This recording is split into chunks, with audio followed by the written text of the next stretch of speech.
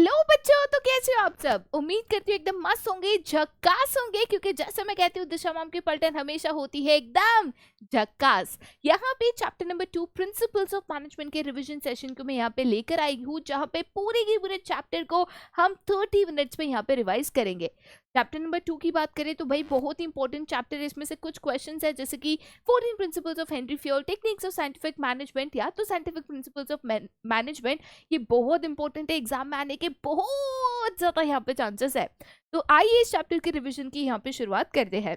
सबसे पहले अगर मैं प्रिंसिपल्स ऑफ मैनेजमेंट की बात करूँ तो प्रिंसिपल्स ऑफ मैनेजमेंट एग्जैक्टली है क्या वो समझना जरूरी है। प्रिंसिपल्स ऑफ मैनेजमेंट एक तरीके से जो भी आपके मैनेजर्स है उनके लिए जनरल गाइडलाइंस के तौर पे एक्ट करता है। अच्छा, इसको जनरल गाइडलाइंस क्यों कहते हैं? क्योंकि जब भी आप एक मैनेजर हो, मैनेजर का काम क्या होता है?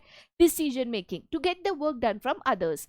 तो मैनेजमेंट जब भी डिसीजन ले रहा है या दूसरों से काम करवा रहा है तो मुझे कैसे डिसीजन लेने चाहिए, मुझे कैसे काम करवाना चाहिए कि भाई मेरा काम यहाँ पे सही तरीके से हो, कोई दिक्कत ना हो, एम्प्लॉय सेटिस्फाइड रहे, ये कैसे पता चलेगा। तो इसके लिए बनाए गए थे प्रिंसिपल्स ऑफ मैनेजमेंट, जो मैनेजर्स को डिसीजन मेकिंग में मदद करते हैं। एक तरीके से मैनेजर्स को बताते हैं कि जब भी वो डिसीजन लेते हैं, एक ऑर्गेनाइजेशन में प्लान्स एंड पॉलिसीज बनाते हैं, तो उनको किस तरीके से चीजें करनी चाहिए। इसीलिए हम कहते हैं कि प्रिंसिपल्स ऑफ मैनेजमेंट एक तरीके से general guidelines for the managers होती है, जो मैनेजर्स को उनका काम करने में मदद करती है कि वो अपने काम को एफिशिएंटली एंड इफेक्टिवली कर सके, जिससे ऑर्गेनाइजेशन में पॉजिटिव रिजल्ट्स एंड आउटपुट आए। पहला क्वेश्चन जो प्रिंसिपल्स ऑफ मैनेजमेंट पे यहाँ पे सिखाया जाता है वो है उसके यहाँ पे फीचर्स। अच्छा, आप इसको फीचर्स और प्रिंसिपल्स ऑफ मैनेजमेंट कहो, कैरेक्टरिस्टिक्स कहो, दोनों वन एंड द सेम है। ठीक है, सबसे पहला फीचर कहता है कि ये जो प्रिंसिपल्स ऑफ मैनेजमेंट है ऑल परवेसिव है या तो यूनिवर्सल एप्लीकेबल है। ऑल परवेसिव या यूनिवर्सली एप्लीकेबल मतलब क्या? तो इसका मतलब होता है प्रेजेंट एवरीवेयर, या तो हर जगह यहाँ पे मौजूद होना। ठीक है, तो ऐसा नहीं है कि जो प्रिंसिपल्स ऑफ मैनेजमेंट है सिर्फ बड़ी ऑर्गेनाइजेशंस, लार्ज ऑर्गेनाइजेशंस, जो जॉइंट स्टॉक कंपनीज होती है उनके लिए ही यहाँ पे बनाए गए हैं। प्रिंसिपल्स ऑफ मैनेजमेंट जो है यहाँ पे छोटे से छोटे ऑर्गेनाइजेशन, बड़े से बड़े ऑर्गेनाइजेशन, चाहे वो एक प्राइवेट सेक्टर ऑर्गेनाइजेशन हो या कोई गवर्नमेंट कंपनी हो, पब्लिक सेक्टर ऑर्गेनाइजेशन हो, सभी के लिए बनाए गए हैं और सभी के ऊपर यहाँ पे एप्लीकेबल है। इसीलिए हम कहते हैं कि प्रिंसिपल्स ऑफ मैनेजमेंट यहाँ पे ऑल परवेसिव है, हर जगह पे इसका एप्लीकेशन किया जा सकता है या इस्तेमाल किया जा सकता है। सेकेंड फीचर कहता है कि जो प्रिंसिपल्स ऑफ मैनेजमेंट है वो एक तरीके से जनरल गाइडलाइंस है। किसके लिए? तो मैनेजर्स के लिए। Principles of management general guidelines कि भाई अगर आप एक मैनेजर हो, अगर आपको डिसीजन लेने हैं, अगर आपको कंपनी में प्लान्स एंड पॉलिसीज बनाना है, कंपनी में लोगों से काम करवाना है, तो आप अपने काम को, आप अपने टास्क को कैसे इफेक्टिवली एंड एफिशिएंटली यहाँ पे कर सकते हो। तो इसलिए हम कहते हैं principles of management general guidelines है, जो आपको एक तरीके से मदद करते हैं एज अ मैनेजर ये समझने में कि आपको डिसीजन मेकिंग कैसे करना चाहिए। ठीक है, उसके बाद नेक्स्ट है कि ये प्रिंसिपल्स जो है they form by practice and creativity. देखो बेटा, प्रिंसिपल्स ऑफ मैनेजमेंट जब बनाए गए थे, जैसे 14 प्रिंसिपल्स ऑफ हेनरी फ्योल है या साइंटिफिक टेक्निक्स या scientific principles of management by F W. Taylor यहाँ पे है, तो इसको रातों रात या बस मेरे दिमाग में आया कि ऐसा होना चाहिए तो उसको प्रिंसिपल नहीं बनाया गया।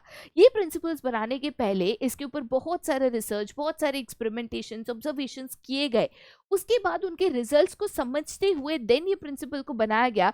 इसीलिए हम कहते हैं they are form by practice and creativity. ठीक है, नेक्स्ट फीचर है ये प्रिंसिपल्स फ्लेक्सिबल है। ये फ्लेक्सिबल मतलब क्या? जब आप कोई भी चीज को समय के मुताबिक या जरूरत के मुताबिक बदल सकते हो तो उसको हम कहते हैं फ्लेक्सिबल। जैसे कि कोई रबर बैंड है तो फ्लेक्सिबल है, बड़ी भी हो सकती है, छोटी भी हो सकती है, उसको हम कहते हैं फ्लेक्सिबल।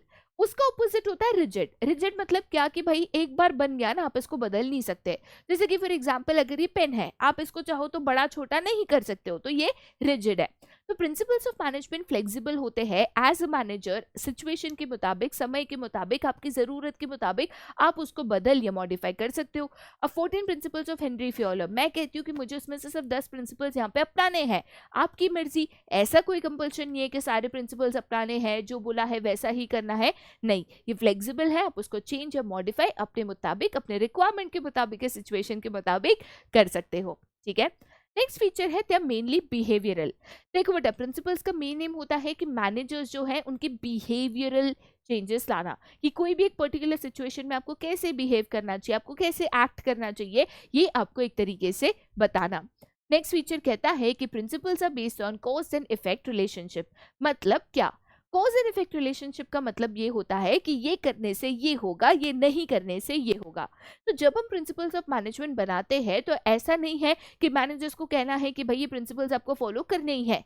नहीं, प्रिंसिपल्स फॉलो करना या नहीं करना ये आपकी चॉइस है, ये आपकी मर्जी है। लेकिन ये प्रिंसिपल्स ऑफ मैनेजमेंट में बताया जाता है कि अगर आप ये प्रिंसिपल फॉलो करोगे तो इसका क्या रिजल्ट होगा, नहीं फॉलो करोगे तो उसका क्या इम्पैक्ट होगा। जैसे कि for example principle of division of work है। अगर आप ये प्रिंसिपल फॉलो करते हो तो आपको स्पेशलाइजेशन मिलेगा, कोई भी वर्कर पे ज्यादा बर्डन नहीं आएगा। अगर आप ये प्रिंसिपल फॉलो नहीं करते तो आपको स्पेशलाइजेशन नहीं मिलेगा और एक ही वर्कर पे सारा बर्डन आने की वजह से काम सही तरीके से नहीं होगा। अब ये प्रिंसिपल फॉलो करना या नहीं करना मर्जी आपकी है। Last but not the least, ये प्रिंसिपल्स आर कंटिंजेंट। कंटिंजेंट का मतलब क्या होता है, तो सिचुएशनल। ठीक है, देखो बेटा एक चीज समझो, जब भी आप कोई प्रिंसिपल को अपनाते हो या जब भी आप कोई प्रिंसिपल को फॉलो करते हैं तो उसका जो भी रिजल्ट है ना वो सिचुएशनल है। मान के चलो कि सेम प्रिंसिपल ऑफ मैनेजमेंट जैसे कि the principle of authority and responsibility, दो डिफरेंट सिचुएशंस पे आप ये सेम प्रिंसिपल को फॉलो कर रहे हो, तो हो सकता है कि बिकॉज सिचुएशन अलग है उनका जो रिजल्ट है, उनका जो आउटपुट है वो डिफरेंट हो सकता है। तो इसीलिए प्रिंसिपल्स ऑफ मैनेजमेंट कंटिंजेंट है, सिचुएशनल है। उनका जो भी रिजल्ट है, उनका जो भी आउटपुट है वो सिचुएशन टू सिचुएशन चेंज हो सकता है या बदल सकता है। ठीक है, चलिए नेक्स्ट क्वेश्चन के ऊपर जाते हैं जो कि है इंपॉर्टेंस, या तो आप इसको कह सकते हो significance of principles of management. जाहिर सी बात है कि आज principles of management majority organisations में चाहे छोटे से छोटे बड़े से बड़े ऑल ओवर द वर्ल्ड यहाँ पे अपनाए जाते हैं। बट ऐसा क्यों क्यों ये प्रिंसिपल्स ऑफ मैनेजमेंट को इतना इंपॉर्टेंट माना जाता है? सबसे पहला कारण है कि ये एक तरीके से मैनेजर्स को यूजफुल इंसाइट इनटू रियलिटी देता है। मैनेजर्स को रियल सिचुएशंस, उनकी अंडरस्टैंडिंग, उनका इम्पैक्ट देते हैं जिससे मैनेजर्स अपने डिसीजन सही तरीके से ले पाते हैं, अपने काम को इफेक्टिवली एंड एफिशिएंटली कर पाते हैं। तो सभी मैनेजर्स के लिए प्रिंसिपल्स ऑफ मैनेजमेंट को समझना और अपनाना बहुत ज्यादा इंपॉर्टेंट है। नेक्स्ट यहाँ पे इंपॉर्टेंस कहता है कि इससे ऑप्टिमम यूटिलाइजेशन ऑफ रिसोर्सेज होता है। जैसे कि for example the principle of order. Principle of order कहता है कि भाई हर चीज की और हर व्यक्ति की एक फिक्स जगह होनी चाहिए और वो चीज और व्यक्ति अपने फिक्स जगह पे ही होना चाहिए। इससे क्या होता है कि आपका जो टाइम वेस्टेज है, जैसे चीजों को ढूंढने में या किसी व्यक्ति को ढूंढने में जो टाइम वेस्टेज होता है वो नहीं होगा। तो ऐसे बहुत सारे प्रिंसिपल्स है जो एक तरीके से एक ऑर्गेनाइजेशन में एफिशिएंसी लाने में, कॉस्ट रिड्यूस करने में, आउटपुट मैक्सिमाइज करने में मदद करते हैं। नेक्स्ट है यहाँ पे साइंटिफिक डिसीजन मेकिंग।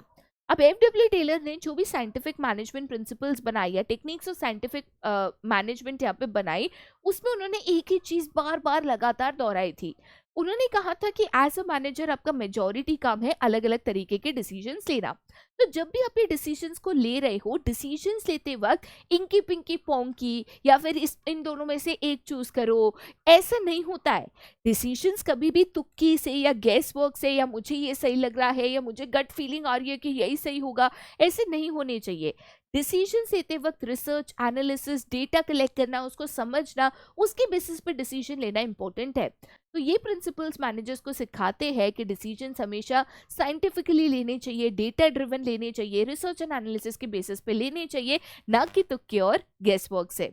नेक्स्ट यहाँ पे है meeting the changing environmental requirements. देखो बेटा, meeting the changing environmental requirements का मतलब क्या है? अगर मैं प्रिंसिपल्स ऑफ मैनेजमेंट की बात करूं, एनवायरमेंट जो है डायनामिक है। हम सभी को पता है कि एनवायरमेंट कॉन्स्टेंटली चेंजिंग है, चीजें बदलते रहती है, चाहे वो पॉलिटिकल कंडीशंस हो, टेक्नोलॉजी हो, इकोनॉमिक कंडीशंस हो। कहीं ना कहीं ये प्रिंसिपल्स ऑफ मैनेजमेंट ये चेंजिंग एनवायरमेंटल रिक्वायरमेंट्स के मुताबिक आपको भी बदलने में, आपको अडेप्ट करने में, आपको एडजस्ट करने में यहाँ पे मदद करता है, राइट। नेक्स्ट इंपॉर्टेंस है फुलफिलिंग द सोशल रिस्पॉन्सिबिलिटी। अब जैसे मैं अगर कुछ एग्जांपल्स ऑफ प्रिंसिपल्स लेती हूँ, for example principle of equity या principle of remuneration of employees.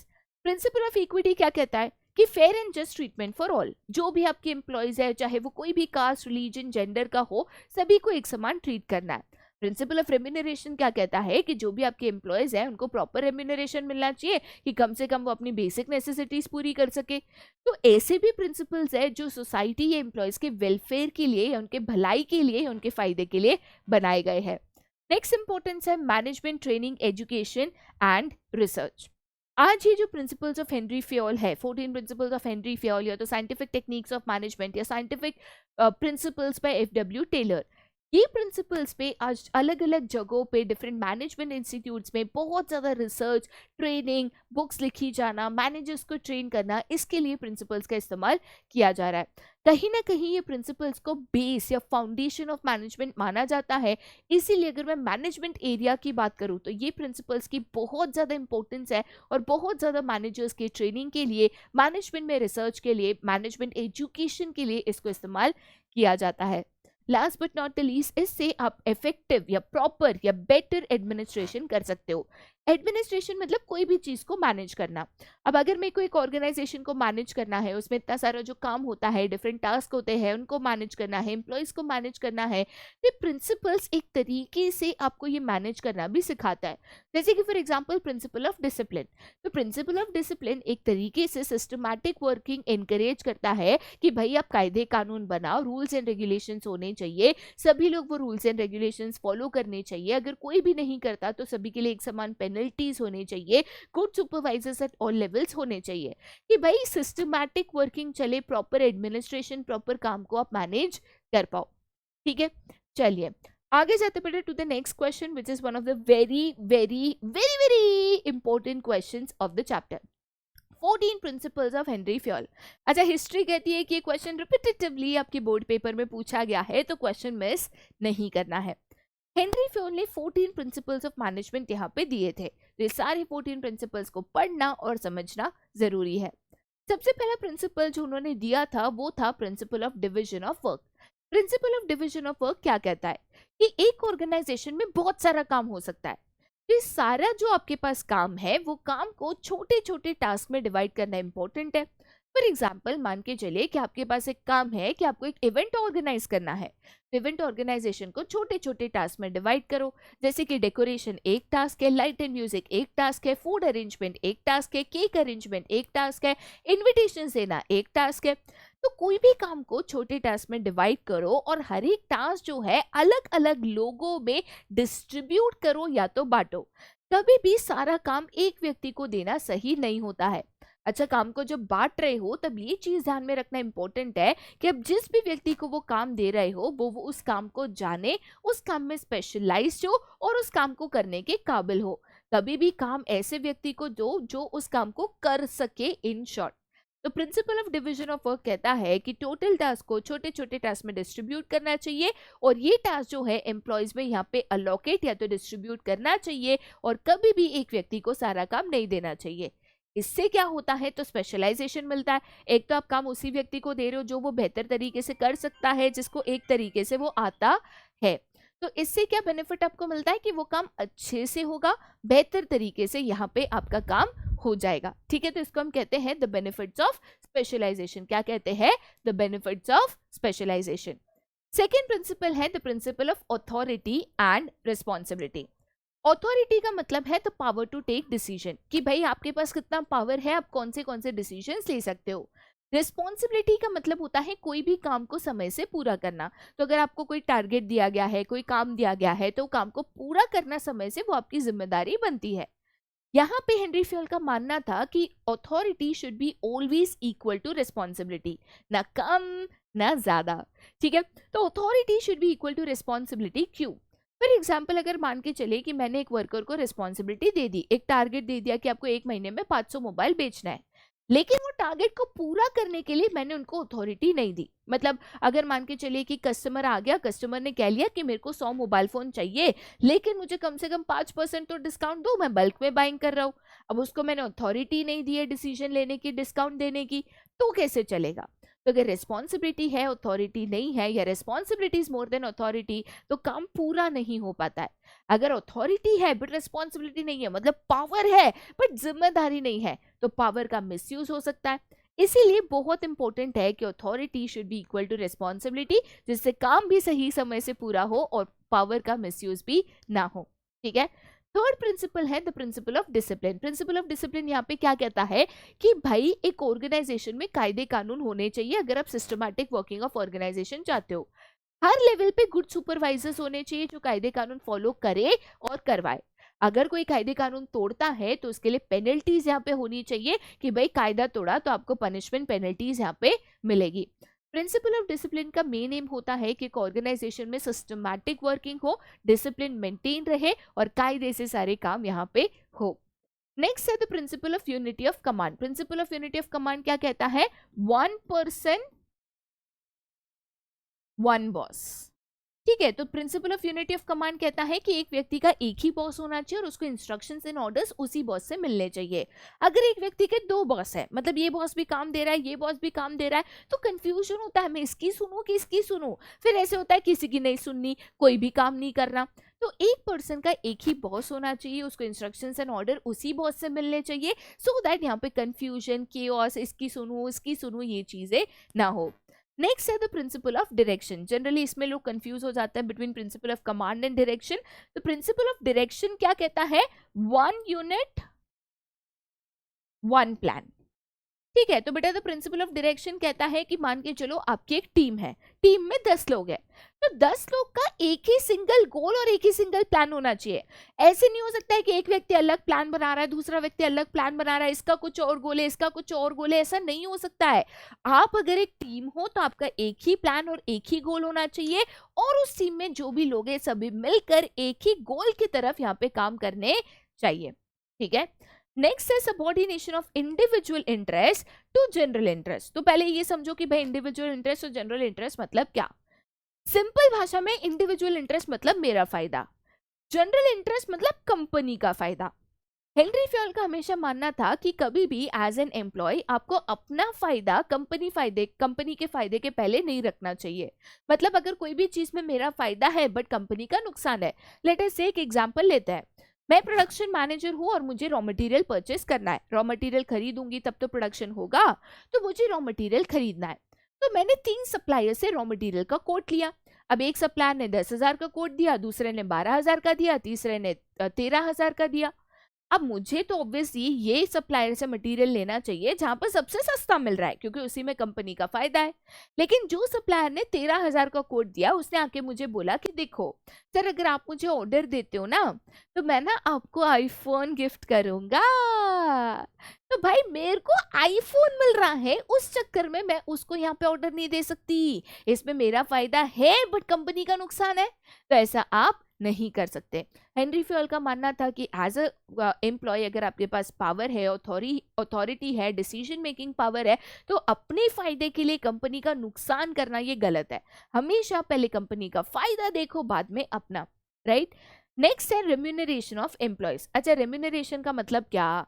As an employ आप कहीं पे भी काम कर रहे हो तो उसके बदले आपको सैलरी, वेजेस, बोनस, इंक्रीमेंट, ये चीजें मिलती है, इसको हम कहते हैं मिल मिलाकर रेम्यूनरेशन। तो रेम्यूनरेशन ऑफ एम्प्लॉयज प्रिंसिपल कहता है, या हेनरी फ्योल का मानना था कि जो भी एम्प्लॉयज आपके यहाँ पे काम करते हैं, एक तो उनको प्रॉपर रेम्यूनरेशन करना, सही समय पे करना जरूरी है। अच्छा, कम से कम उतना रेम्यूनरेशन होना चाहिए कि वो अपनी बेसिक जरूरतें जैसे food, clothing, shelter, health, education, ये तो पूरा कर सके। साथ ही साथ रेम्यूनरेशन डिसाइड करने से पहले मार्केट में क्या रेम्यूनरेशन चल रहा है, आपके कॉम्पिटिटर्स क्या सैलरी दे रहे हैं, ये चेक करना भी जरूरी है। कभी भी एम्प्लॉयज का फायदा उठा के उनको कम रेम्यूनरेशन देना, मजबूरी का फायदा उठा के कम सैलरी पे हायर करना गलत है। ठीक है, नेक्स्ट है the principle of centralization and decentralization. अच्छा, पहली चीज तो सेंट्रलाइजेशन मतलब क्या? Concentration of power.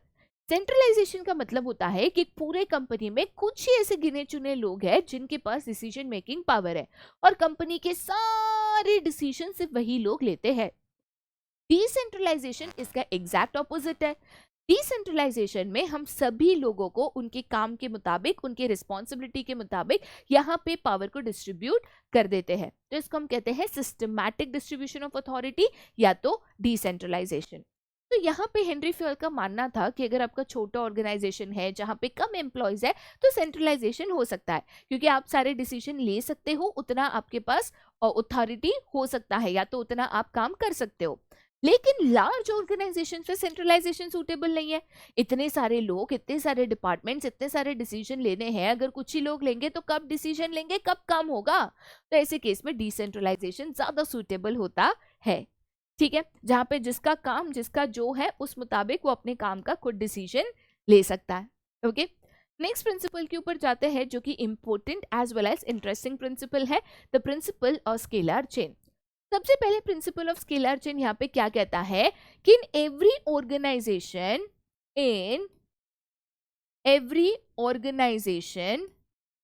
there must be a chain of communication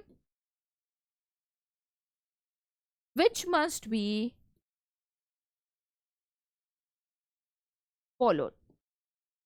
ठीक है, प्रिंसिपल ऑफ स्केलर चेन क्या कहता है कि कोई भी ऑर्गेनाइजेशन में एक चेन ऑफ कम्युनिकेशन होना चाहिए। ऐसा नहीं होना चाहिए कि कोई भी कभी भी किसी से बात कर रहा है, तो एक चेन ऑफ कम्युनिकेशन फॉलो होना चाहिए इन नॉर्मल सिचुएशन। जैसे कि फॉर एग्जांपल हमारे अगर इस डायग्राम की बात करें, ये प्रिंसिपल आएगा तो बिना डायग्राम एक्सप्लेन नहीं करना है। जैसे फॉर एग्जांपल अगर हम इस डायग्राम की बात करें तो लेट अस से कि ई को आई से बात करनी है, तो ई डी को बोलेगा, डी सी को बोलेगा, सी बी को बोलेगा, बी ए को बोलेगा, ए एफ को बोलेगा, एफ जी को बोलेगा, जी एच को बोलेगा एंड एच जाके आई को बोलेगा। तो पूरा जो चेन ऑफ कम्युनिकेशन है ना, ये नॉर्मल सिचुएशन में फॉलो होना चाहिए। लेकिन अगर मान के चलो कोई इमरजेंसी है, तो इमरजेंसी में मैं अगर इतना लंबा चौड़ा चेन ऑफ कम्युनिकेशन फॉलो करूंगी तो देरी हो जाएगी। तो इमरजेंसी में हमने मतलब हेनरी फ्योल ने एक आइडिया सजेस्ट किया था कि अगर इमरजेंसी है, दोनों लोग सेम लेवल पे अगर काम कर रहे हैं, तो आप शॉर्टकट मतलब गैंग प्लैंक का इस्तेमाल कर सकते हैं। याद रखना, गैंग प्लैंक का इस्तेमाल only in case of emergency यहाँ पे होना चाहिए। नॉर्मल सिचुएशन में पूरा चेन ऑफ कम्युनिकेशन फॉलो करना जरूरी है।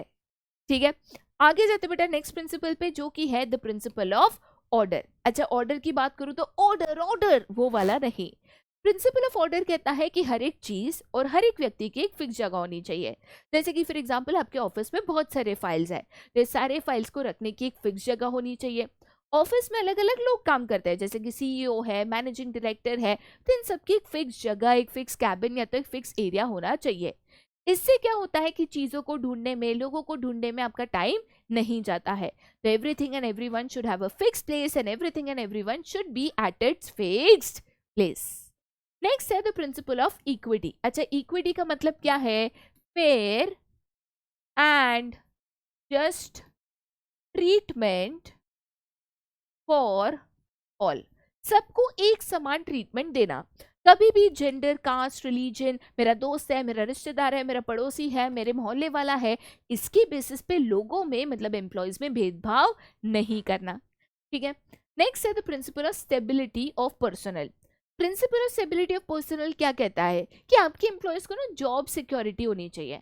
ऐसा नहीं होना चाहिए कि एम्प्लॉय अगर ऑफिस आ रहा है, वो कोई नया काम सीख रहा है, अगर उसको नहीं आता तो चल चल निकल निकल, या बार बार उसके ट्रांसफर कर रहे हो, बार बार एम्प्लॉयज को निकाल रहे हो। ऐसा नहीं होना चाहिए। एम्प्लॉयज को एक काम को सीखने में, समझने में समय लगता है, उसको वो समय देना चाहिए। बार बार एम्प्लॉयज के ट्रांसफर्स या बार बार एम्प्लॉयज को निकालना, नए एम्प्लॉयज लाना, ये आपको एक ऑर्गेनाइजेशन में अवॉइड करना चाहिए, क्योंकि इसका नेगेटिव इम्पैक्ट आपके ऑर्गेनाइजेशन पे होता है। ठीक है, नेक्स्ट है the principle of initiative. Initiative मतलब क्या? खुद से आगे आके काम करना।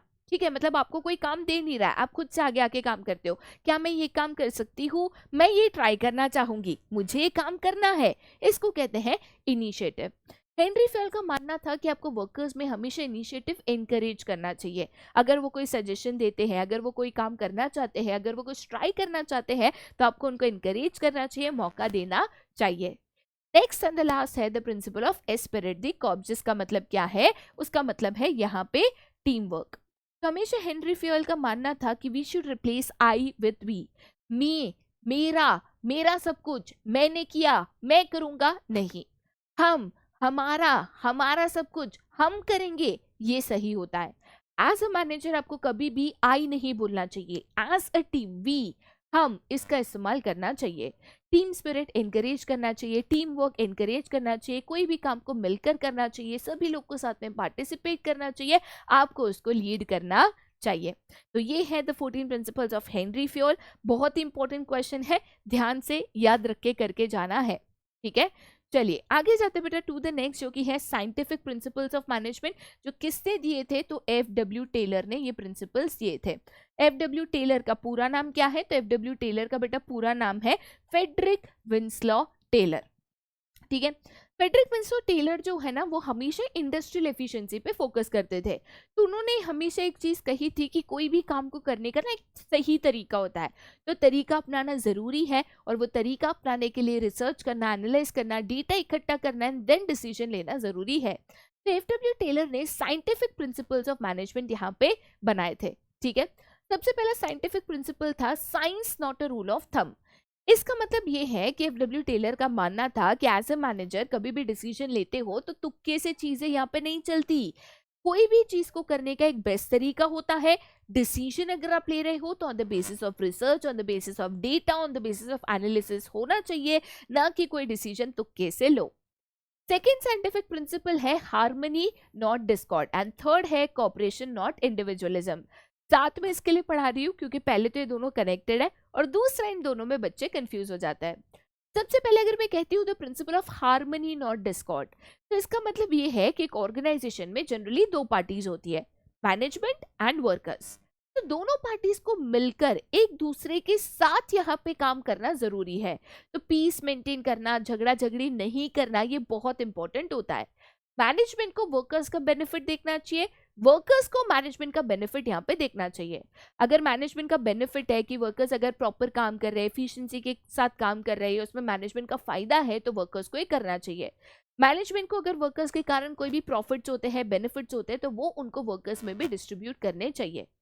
कोऑपरेशन नॉट इंडिविजुअलिज्म यहाँ पे क्या कहता है? तो पहली चीज तो आपको याद रखनी है कि it is an extension to the principle of harmony not discord. ये चीज सबसे पहले आप याद रखो। कोऑपरेशन नॉट इंडिविजुअलिज्म कहता है कि मान के चलो आप मैनेजर्स हो, मैनेजर्स डिसीजन लेते हैं, वर्कर्स के लिए टारगेट सेट करते हैं।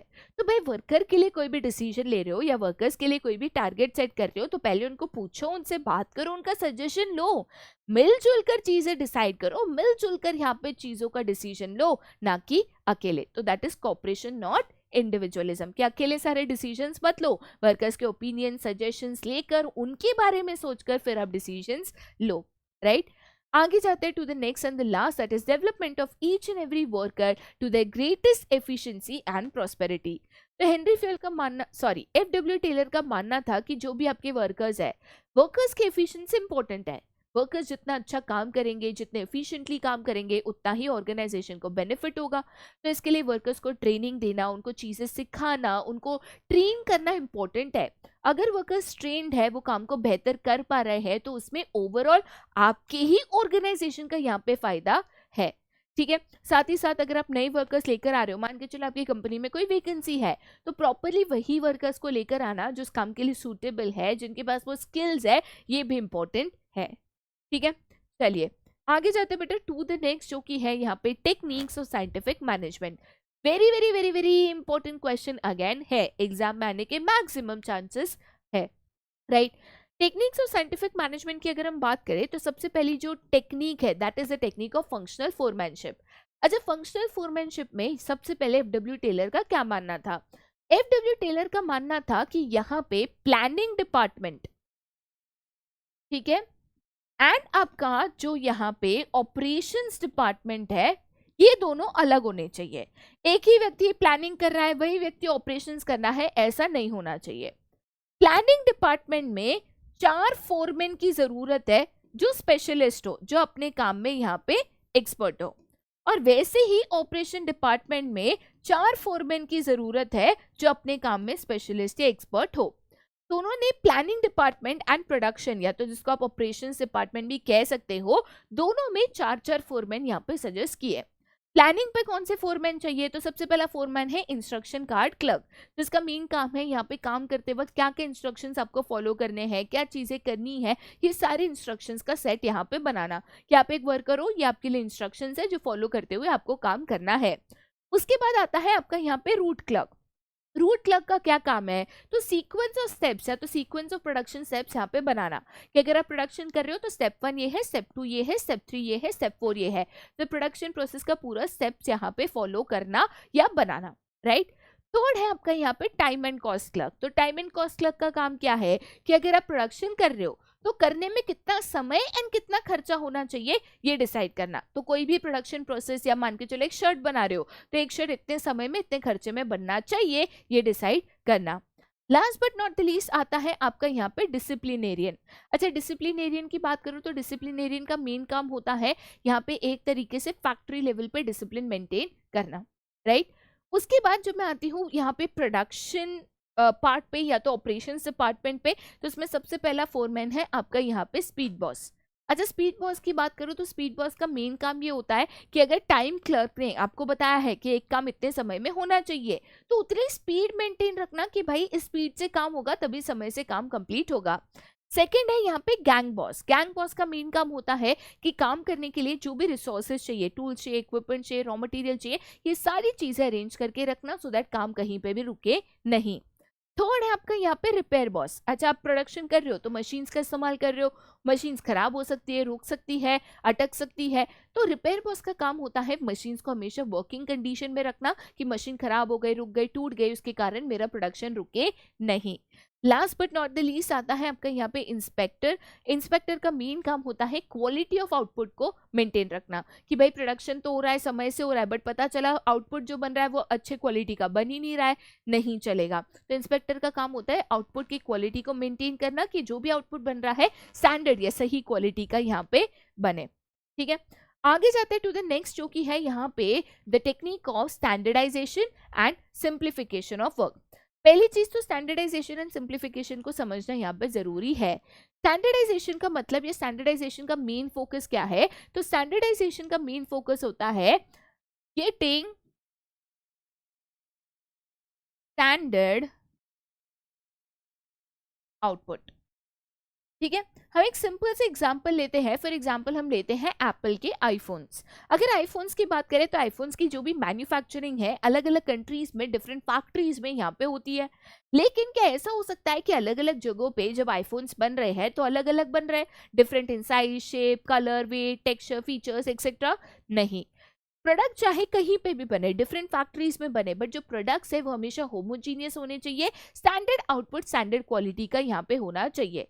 तो एफडब्ल्यू टेलर का मानना था कि अगर आप डिफरेंट फैक्ट्रीज में प्रोडक्शन कर रहे हो तो उसमें जो भी रॉ मटेरियल है, मशीनरी है, टूल्स है, इक्विपमेंट्स है, टेक्नोलॉजी है, हर जगह सेम एंड स्टैंडर्ड हो सो दैट आउटपुट भी यहाँ पे स्टैंडर्ड आए, ठीक है। उसके बाद अगर हम बात करते हैं सेकेंड पार्ट की, जो कि है सिंप्लीफिकेशन ऑफ वर्क। तो सिंप्लीफिकेशन ऑफ वर्क का मतलब यहाँ पे क्या है, eliminating unnecessary variety of products, ठीक है। सिंप्लीफिकेशन ऑफ वर्क यहाँ पे क्या कहता है कि अननेसेसरी वैरायटी ऑफ प्रोडक्ट्स जो है वो एलिमिनेट करो। फॉर एग्जांपल मान के चलो आप एक कॉफी शॉप खोल रहे हो, अब आपको 30 टाइप की कॉफी बनानी आती है, तो जरूरी नहीं है कि आप 30 टाइप की कॉफी बना के मेन्यू में रखो या बेचो। जो कॉफीज यहाँ पे डिमांड में है, सबसे ज्यादा बिकती है, सबसे ज्यादा यहाँ पे लोग ऑर्डर करते हैं, वही कॉफीज को मेन्यू में रखना इंपॉर्टेंट है या बनाकर बेचना इंपॉर्टेंट है। अगर आप अननेसेसरी वैरायटीज को रखते हो जो नहीं बिक रही है या हार्डली कभी कभार एक आध ऑर्डर आता है, तो इससे आपका ही कॉस्ट बढ़ता है और आपका ही प्रॉफिट कम होता है, ठीक है। आगे जाते बेटा टू द नेक्स्ट टेक्निक, जो कि है यहाँ पे work study. One of the most important technique इसको माना जाता है। वर्क स्टडी को सब टेक्निक्स में डिवाइड किया गया है। सबसे पहली सब टेक्निक है मेथड स्टडी। अच्छा, मेथड स्टडी क्या कहता है कि एक काम को करने के अनेक तरीके होते हैं। जैसे अगर आप सिंपलेस्ट ऑफ द चीज ले लो, मान के चलो आपको चावल बनाना है, तो चावल उबल के भी बनता है, कुकर में भी बनता है, राइस कुकर में भी बनता है, अलग अलग तरीके से बन सकता है। कहने का मतलब यह है कि एक काम को करने के अलग अलग तरीके होता है, लेकिन एज अ मैनेजर आपकी जिम्मेदारी होती है कि जो तरीका सबसे बेस्ट है, जिसमें सबसे ज्यादा कंपनी का फायदा है, वो तरीका या वो मेथड आपको इस्तेमाल करना चाहिए। वो मेथड इस्तेमाल करने के लिए या पता करने के लिए सारे मेथड्स को एनालाइज करके किसमें क्या फायदा है, किसमें क्या नुकसान है, ये चेक करके वन बेस्ट मेथड जिसमें आपको सबसे ज्यादा फायदा है, बेनिफिट है, उसको चूज करना इंपॉर्टेंट है। तो जनरली हम क्या करते हैं, जो भी डिफरेंट तरीके हैं सारे तरीकों को लिस्ट डाउन करता है, हर तरीके का फायदा नुकसान यहाँ पे देखते हैं, जिसमें सबसे ज्यादा फायदा दिखता है वो तरीका अपना कर यहाँ पे उसको यूज करते हैं, ठीक है। नेक्स्ट है आपका यहाँ पे मोशन स्टडी। मोशन का मतलब यहाँ पे क्या होता है, तो मोशन का मतलब होता है मूवमेंट्स, ठीक है। अब एफडब्ल्यू टेलर का क्या मानना था कि जो भी आपके टोटल मोशंस है या जो भी आपकी टोटल मूवमेंट्स है, उसको आप 3 कैटेगरीज में क्लासिफाई कर सकते हो। सबसे पहले आता है आपका प्रोडक्टिव कैटेगरी, उसके बाद आता है अनप्रोडक्टिव कैटेगरी, उसके बाद आता है इंसिडेंटल कैटेगरी। अच्छा, इंसिडेंटल को छोड़ दो क्योंकि वो कभी कभार हो जाता है, मतलब वो रिपीटेटिव नहीं है। मेन इंपॉर्टेंट है प्रोडक्टिव एंड अनप्रोडक्टिव। तो यहाँ पे एफ.डब्ल्यू. टेलर का मानना था कि जो भी आपकी अनप्रोडक्टिव मूवमेंट्स है या अनप्रोडक्टिव मोशंस है जो जरूरी नहीं है काम करने के लिए, उनको हटाओ और सिर्फ यहाँ पे जो प्रोडक्टिव मूवमेंट्स है या प्रोडक्टिव चीजें हैं उसको यहाँ पे रखो। अब ये प्रूव करने के लिए उन्होंने अपने एसोसिएट फ्रैंक गिलबर्ट के साथ एक ब्रिक लेयरिंग का एक्सपेरिमेंट भी किया।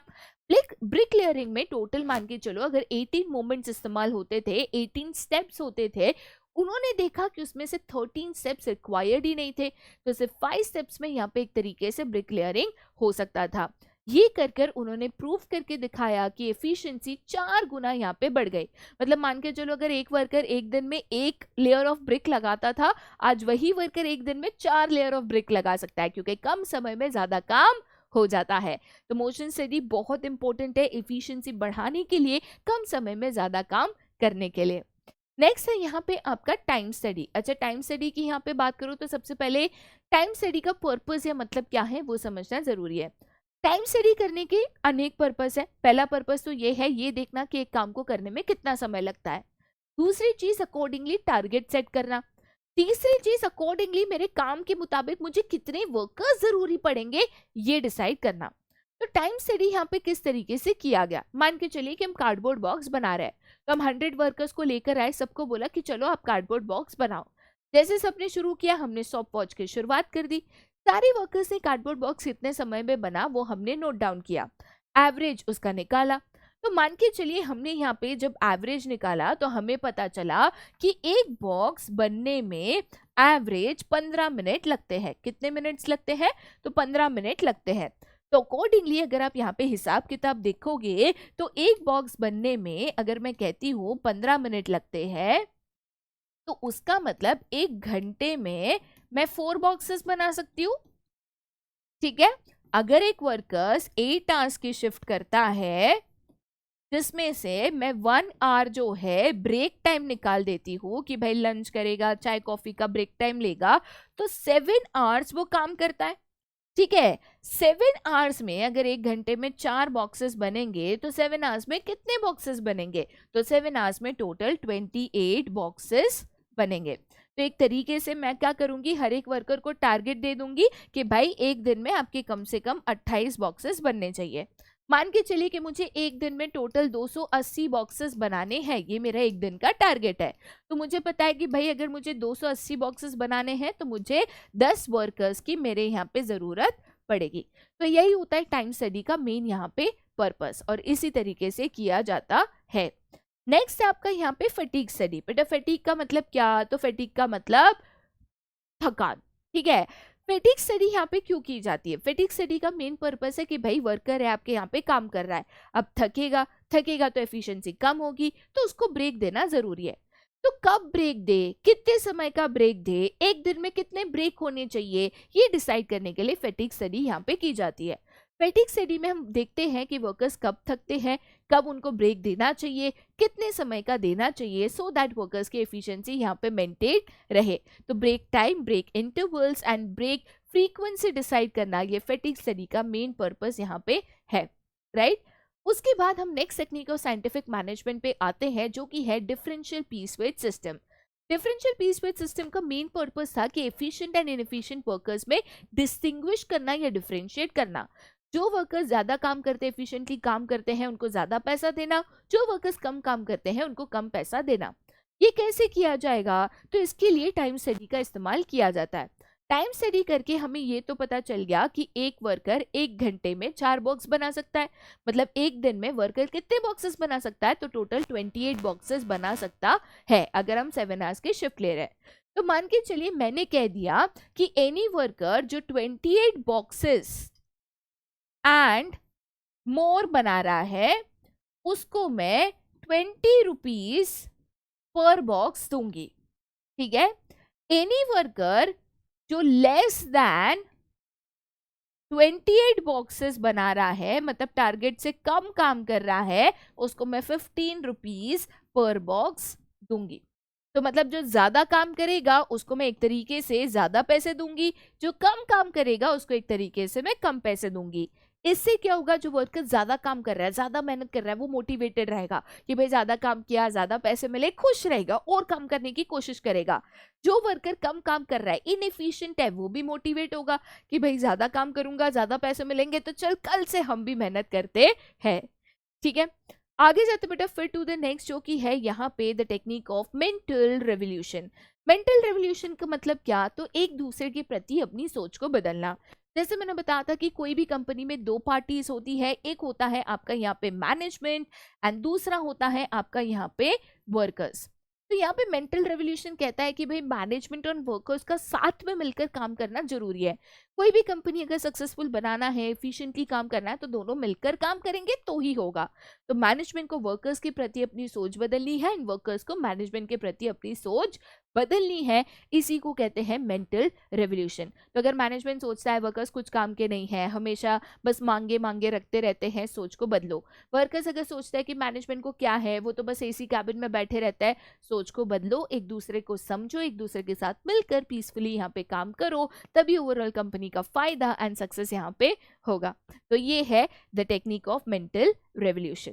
ठीक है, तो इसी के साथ जो चैप्टर नंबर 2 है उसका जो रिवीजन है हम यहाँ पे खत्म करते हैं। उम्मीद करते हैं कि रिवीजन आपके लिए हेल्पफुल रहा होगा। चैप्टर नंबर 2 टकाटक यहाँ पे रिवाइज हो गया होगा। आगे के चैप्टर्स के साथ हम जरूर मिलेंगे, तब तक के लिए bye bye, see you and take care.